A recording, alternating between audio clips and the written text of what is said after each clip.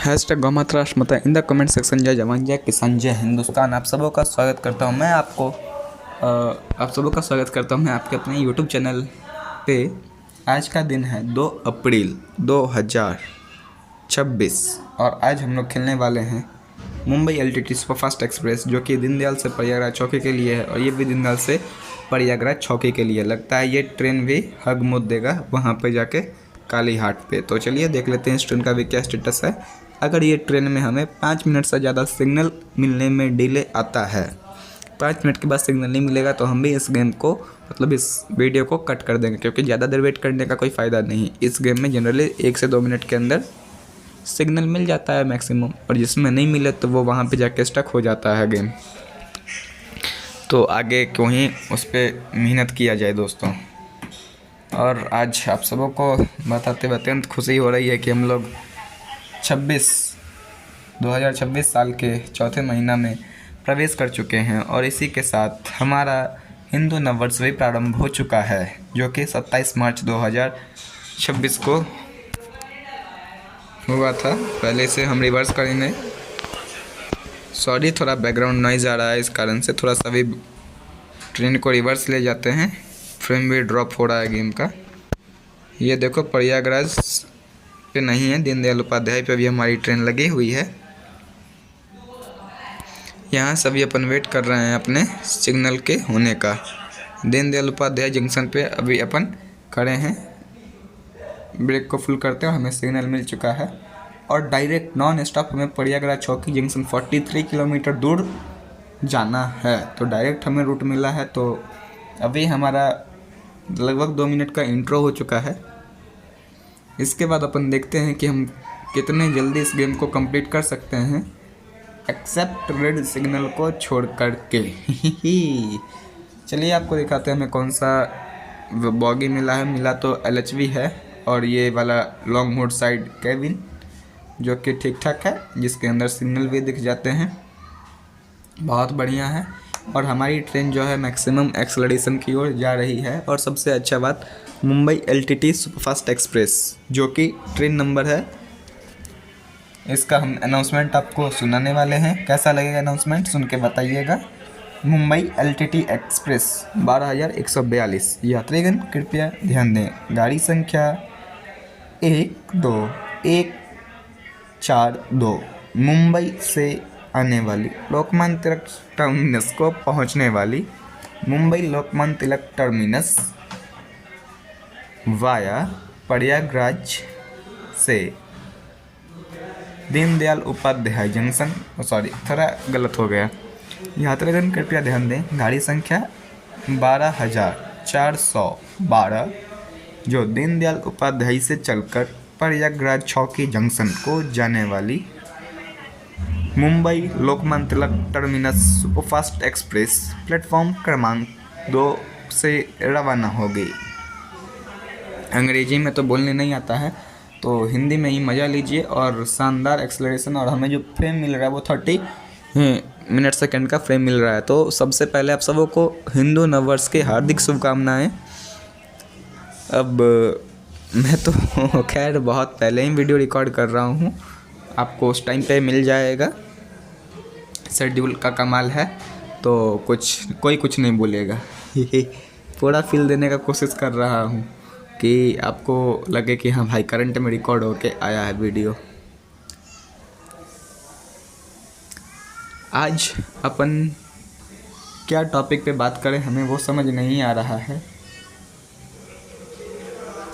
तो सर्वप्रथम पिछली वीडियो में हमने बात किया था, जो मुख्य थीम था कि जो भी भगवान का सामान, जो भी हम पूजा का सामान कर दिया थी, उस पर भगवान का चित्र बना है और उसका हम कभी इस्तेमाल नहीं करते। जैसे कि अगरबत्ती नहीं, धूपबत्ती का डिब्बा, या उसके पन्नी पे ब्रांड का नाम या भगवान के नाम पे ब्रांड कंपनी अपना नाम रखती है, तो उसका हम जिस प्रकार यूज नहीं करते, तो उसे हम यूज भी ना करें या उसे हम परचेज ही ना करें तो बेहतर है, क्योंकि उसे बहुत कम ही लोग संभाल कर रखते हैं। जनरली इधर उधर फेंका हुआ मिल जाता है, कभी आप मंदिर जाओ तो आपको देखने को मिलेगा, तो वो एक सही चीज़ नहीं है।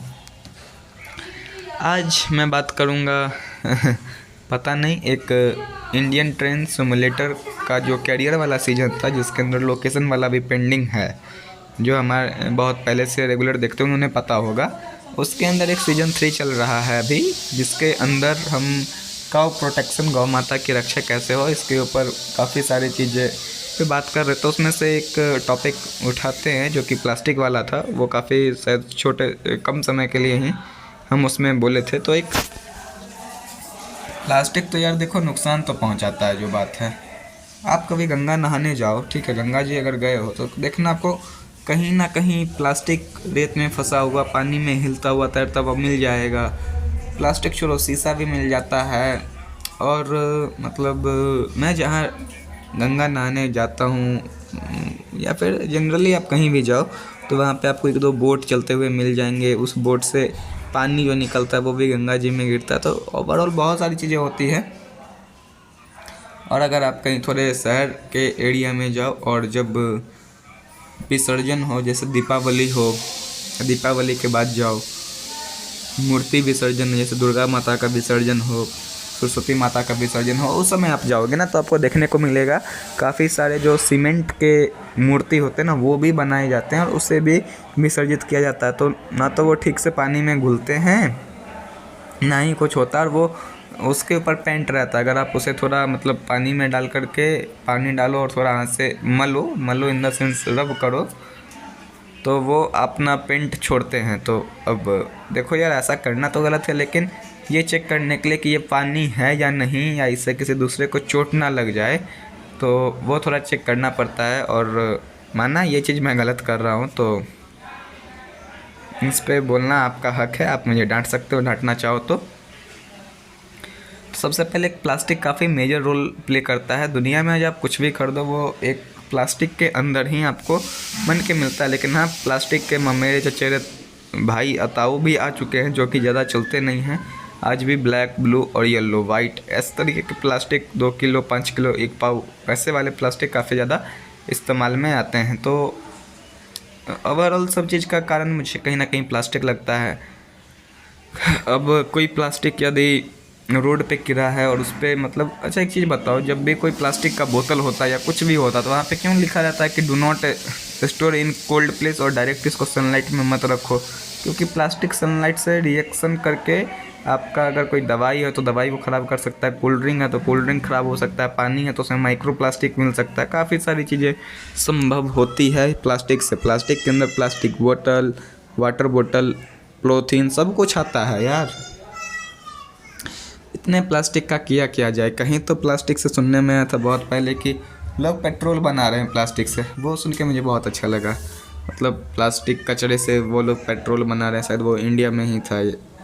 या प्लास्टिक से टायर बनाया जा रहा है, प्लास्टिक से रोड बनाया जा रहा है, तो और वो बहुत लॉन्ग भी चलते हैं। तो ऐसे में प्लास्टिक का हम लोग रीयूज कर सकते हैं और उसको करना चाहिए। और इसके बाद जो प्लास्टिक का सर्कुलेशन चल रहा है, वैसे प्लास्टिक तो बहुत पहले से ही बंद है भारत में, लेकिन फिर भी धड़ल्ले से हर जगह मतलब चल रहा है, फैक्ट्रियाँ भी चल रही। तो इसको सबसे पहले रोकना चाहिए। और प्लास्टिक को रोकना नहीं चाहिए, रोकने से पहले इसका समाधान और सॉल्यूशन चाहिए। और ऐसा नहीं है कि समाधान और सॉल्यूशन नहीं है, समाधान भी है, सॉल्यूशन भी है, बस इंसान उसे खोजते नहीं हैं। आप कभी मॉल में जाओ, ठीक है, मतलब मॉल में क्या, मतलब मैं एक जगह गया था जहाँ पे ना एक काला रंग का प्लास्टिक जैसा कुछ था, और ना वो एकदम पन्नी तो आपका थोड़ा बहुत स्ट्रेच होता है, वो काफ़ी ज़्यादा स्ट्रेच हो जा रहा था। मतलब एक डस्टबिन कवर होता है ना, सिंपली समझो। कहीं बहुत अच्छा जगह में गया था, अबे अच्छा जगह मतलब चंडीगढ़ एक बार गया था, तो वहाँ पे देखा था कि वो हर जगह ना प्लास्टिक का एक पन्नी टाइप का लगा हुआ है और वो बायोडिग्रेडेबल है, वहाँ लिखा था बायोडिग्रेडेबल प्लास्टिक। तो वो मुझे देख के बहुत अच्छा लगा, वो मिलता भी है। तो एक आता है स्मार्ट बाज़ार, चले जाओ अगर आपके आसपास में स्मार्ट बाज़ार हो अंबानी जी का, तो अंबानी जी आपको नमस्ते और सादर प्रणाम। हमारा रिचार्ज थोड़ा कम कर दो या मेरा रिचार्ज करा दो, आप हमें मेल करो। आप क्यों मेल करोगे? मेल आईडी मेरा आप अपना बता दो, हम मेल कर देते हैं, तने रिचार्ज फ्री कर दो। यूट्यूब पे वीडियो नहीं डाला जा रहा है। चलो ये बात दूर का। नमस्ते अंबानी जी। सुनिए, अंबानी जी के फैक्ट्री कह रहा हूँ, स्मार्ट बाज़ार या स्मार्ट पॉइंट पे जाओगे तो वहाँ पे आपको चीनी, चावल, आटा, गेहूँ, शक्कर, इस सब को रखने के लिए ना एक अलग सा पन्नी आता है जो कि 1 kg 5 kg के अंदर आता है। तो 1 kg वाला पन्नी क्या होता है, कई बार फट जाता है, डैमेज हो जाता है, लेकिन 5 kg वाला जो पन्नी होता है वो पन्नी नहीं फटता है। उसको पन्नी नहीं कह सकते हैं, एक थैला समझ लो बिना हैंडल के। पन्नी में तो वो पकड़ने वाला हैंडल, उसको कुछ कहते हैं, क्या कहे छिए पता नहीं, उसको उठाने वाला कुछ होता है, वो नहीं होता है। तो अगर ऐसे बायोडिग्रेडेबल पन्नी बन जाए तो काफ़ी अच्छा है। उसके अंदर, पन्नी के अंदर इंसान लोग सब्जी शायद ले जाते हैं ठंडा, या पन्नी थोड़ा पानी को स्टोर करता है। तो सरकार जो है बायोडिग्रेडेबल जो भी प्लास्टिक के बनाए तो उसके अंदर कुछ ये करे कि पन्नी को ना मतलब ऐसा बनाए कि वो कचरे को होल्ड या स्टोर कर सके। तो देखो यार, मेनली पन्नी जिस तरीके से जिस चीज़ को टारगेट करके बनाया गया है, पन्नी का अल्टरनेट ऑप्शन अवेलेबल है। बस अब हो सकता है कि जो पन्नी है, प्लास्टिकिंग जो है, उसको बायोडिग्रेडेबल रिप्लेस ना कर सके, तो उसका अल्टरनेशन तो हो सकता है कुछ वैसा देखना चाहिए सबसे पहला। और दूसरा बात, जो प्लास्टिक के बोतल्स आते हैं, कोल्ड ड्रिंक के बोतल्स आते हैं, उनसे हमारा हाथ पैर जोड़ के विनती है कि भाई आप वो शीशा वाला बोतल से खतरा है, लेकिन शीशा वाला बोतल आप दो न या फिर आप कुछ अलग सोचो, ये वाला पन्नी मत दो। या तो आप कैन दो, एक 250 ml वाला कैन आप लोगों ने देखा होगा, जिसके अंदर शादी वादी में जाओ किसी अमीर के, तो वहाँ शायद अमीर, मैं तो गरीब हूँ, और सॉरी दुकान में देखा था, मतलब अंबानी जी के मॉल में, कि एक कैन होता है, इसमें 250 ml या 100 ml का समथिंग कोल्ड ड्रिंक होता है, उसमें ऊपर से वो एलुमिनियम कैन होता है, उसके ऊपर से टिपोगे तो वो खुल के निकलता है। वो देख के मुझे अच्छा लगा। तो अगर वैसा है तो उसको इंसान, और एक आपके जितने भी डिस्ट्रीब्यूटर हैं उन्हें एक छोटा सा क्रशिंग मशीन दे दो, या कुछ पॉइंट दे दो कि अगर आप देखो, आपको ना मैं 2 तरीके से फ़ायदा करा रहा हूँ। एक तो प्लास्टिक का यूज बंद हो जाएगा, ठीक है, जिससे मेरा फ़ायदा। आपका फ़ायदा कैसा है, आपके पास कस्टमर आएंगे, वो आपका प्रोडक्ट परचेज करेंगे, उसमें जो भी है कोल्ड ड्रिंक वो उसे कंज्यूम करेंगे, एंड अगेन आपके पास जो एक रिसाइकल वाला सिस्टम है उसमें वो दे देंगे। फॉर एग्जांपल, आपको एक जो एल्युमिनियम कैन है जिसके अंदर आप अपने कोल्ड ड्रिंक्स को बेचते हो या डाल के देते हो हमें, वो आपको पड़ रहा है 5 रुपये का, मैं मान लेता हूँ, तो आप उस पर 0.99 पैसा दे दो ना हमें। 1 रुपया तो आप हमें दे दो, क्योंकि आपको तो रिसाइकल होके मिल रहा है, आप उसे इजीली रिसाइकल कर सकते हो, तो इससे थोड़ा वेस्टेज का कमी आएगा। ये तो हो गया इसमें। और मेडिकल फील्ड की बात किया जाए तो मैं मेडिकल फील्ड में कुछ नहीं बोल सकता, क्योंकि दवाइयाँ जो होती है उस पर एक्सपायरी डेट, उसका मतलब जेनरिक और जो भी केमिकल कंपाउंड बहुत कुछ होते हैं, तो उसके साथ तो छेड़छाड़ नहीं किया जा सकता है, और उस पर मैं कुछ नहीं बोलना चाहूँगा। अगर इनके इस विषय का कोई सॉल्यूशन किन्हीं के पास है तो कृपया वो उसे ज़रूर कमेंट में लिख के बताएं। दूसरा बात, मैं स्कूल से और हमारे नेशनल मतलब इंडिया के जो एजुकेशन मिनिस्टर है उनसे यह बात करना चाहेंगे कि आप जो जिंद आता है, जिंद को भैया आप बंद कर दो, जिंद का इस्तेमाल बंद कर दो, ई बुक को प्रमोट करो। और अगर आप ई बुक प्रमोट नहीं कर सकते तो ऑनलाइन टीचिंग में मतलब एक ऐसा आता है कुछ, मतलब नोट पैड टाइप का, मतलब समझ आता हूँ, उस पर आप ए लिखोगे तो स्क्रीन पे वो ए ही दिखता है, तो वो वाला सेट, उसको जो भी वो सिस्टम कहते हैं, वो सिस्टम आप लगाओ ना, पूरा नर्सरी LKG UKG 1 2 3 10 तक आप वही नोट लगाओ, और उसको थोड़ा ऐसे तरीके से डिज़ाइन करवाओ कि बिना इंटरनेट के वो काम कर जाए, उसमें PDF सेव हो जाए, होमवर्क हो जाए, ई बुक जैसा इंस्टॉल करा दो, तो इससे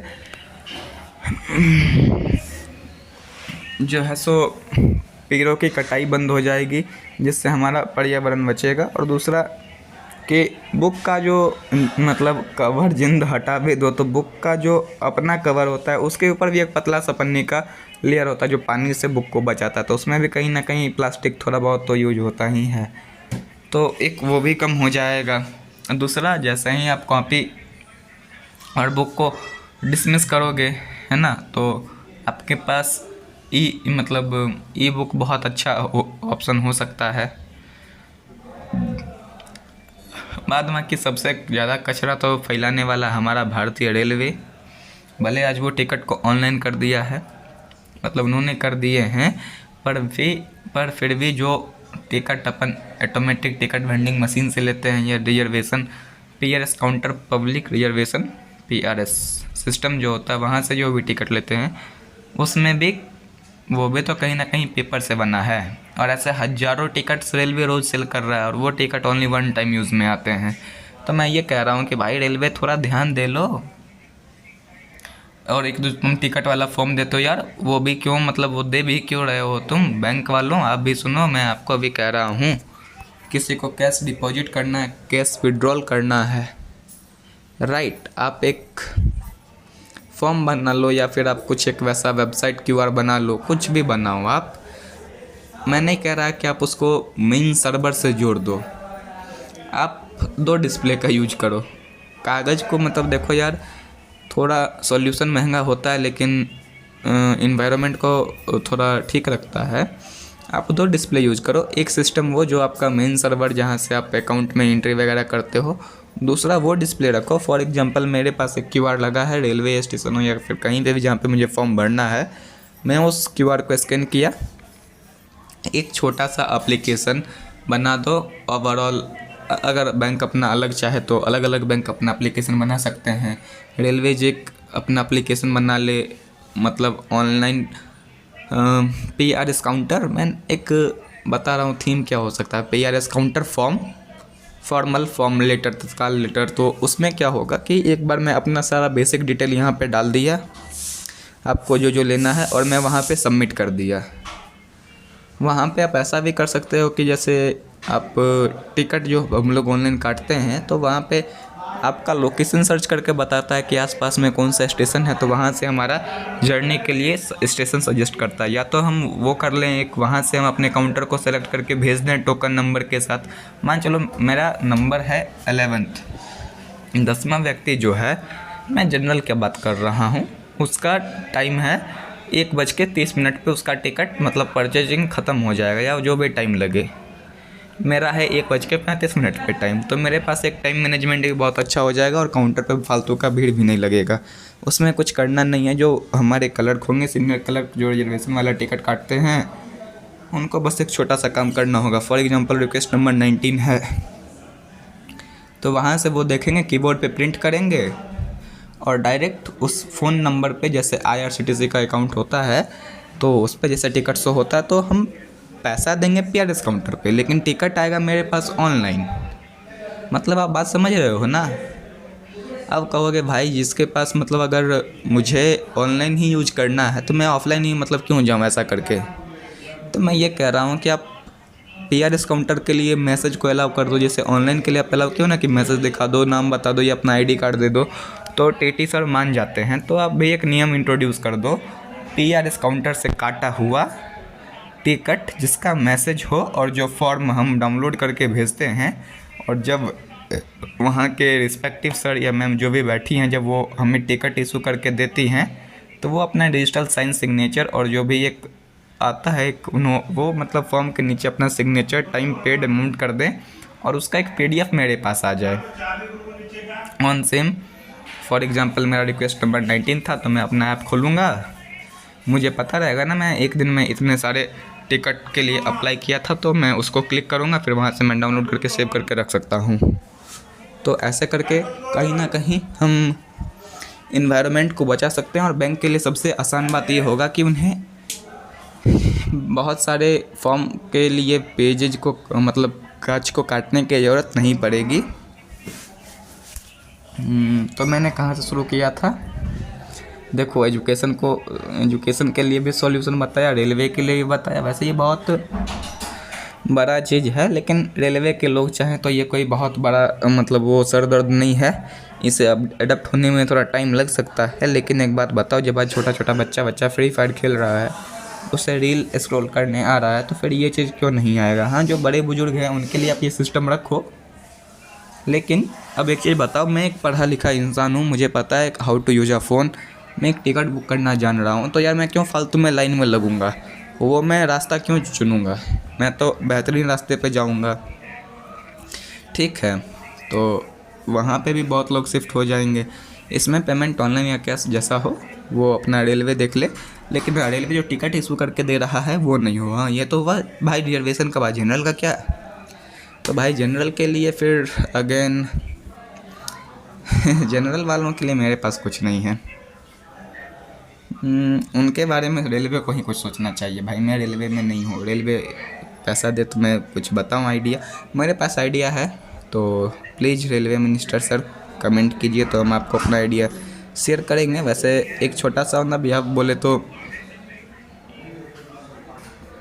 मैं कोई एक टिकट काटा तो वो ऐसा होना चाहिए कि मान चलो मेरा टिकट XYZ जो भी अमाउंट का है, मैं उसे जब वापस से सबमिट करूँ किसी भी स्टेशन पे जहाँ पे मेरा यात्रा ख़त्म हो रहा हो, या फिर मेरा फॉर एग्जांपल 1 जनवरी 2026 में मैंने एक टिकट परचेज किया था, उसका 3 महीना का वैलिडिटी कर दो। ठीक है, वैलिड 3 महीना है वापस जमा करने का।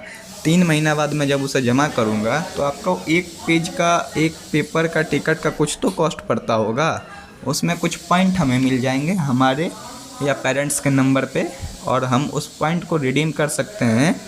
कब, जब हम टिकट कोई भी अगला परचेज कर रहे हैं, मान चलो हमने 26 का बात किया ना, 1 तारीख 26 महीना ऐसा करके, तो मान चलो हमने टिकट रिफ़ंड किया, मतलब रिटर्न किया, तो हमें 10 रुपया जमा हो गए टोटल मिला के आज तक। मैं अगला बार काउंटर पे जाऊंगा तो मैं वो 10 रुपये का कंसेशन ले सकता हूँ, OTP या जो भी सिस्टम आपको रखना है उधर से वेरीफाई करके। तो यहाँ से आपके पास रिसाइकिल भी चलेगा, आपको पेड़ काटने का ज़रूरत भी नहीं पड़ेगा, और जब आप सॉल्यूशन अच्छा वाला खोज लोगे तो इसे आप बंद कर देना।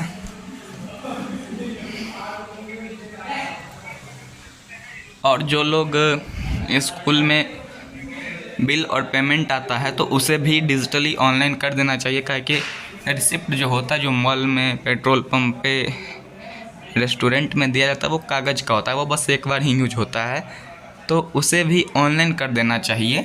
अब इसके लिए यार या तो हमें फ़ोन नंबर चाहिए या कुछ ऐसा डिटेल चाहिए जिसके माध्यम से हम उन्हें भेज सकें,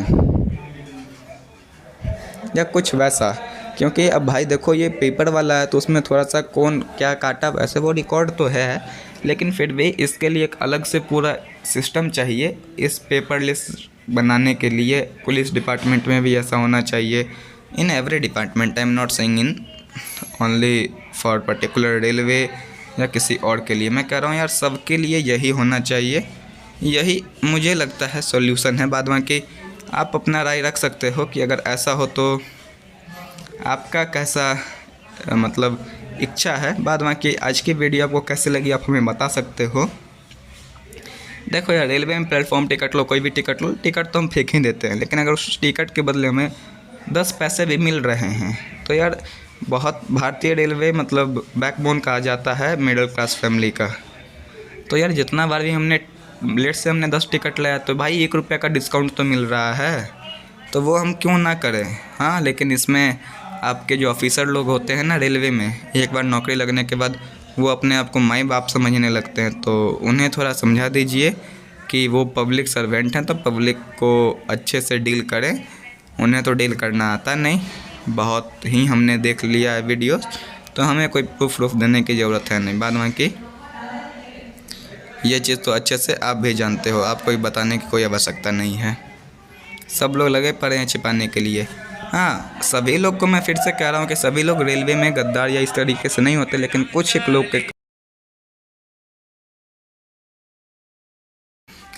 के कारण सभी लोग का नाम खराब होता है। तो इसलिए आपसे विनम्र विनती है कि कृपया उन लोगों को मेजर चार्जशीट थमाया जाए। जय हिंद, जय भारत। मिलते हैं अगली वीडियो में।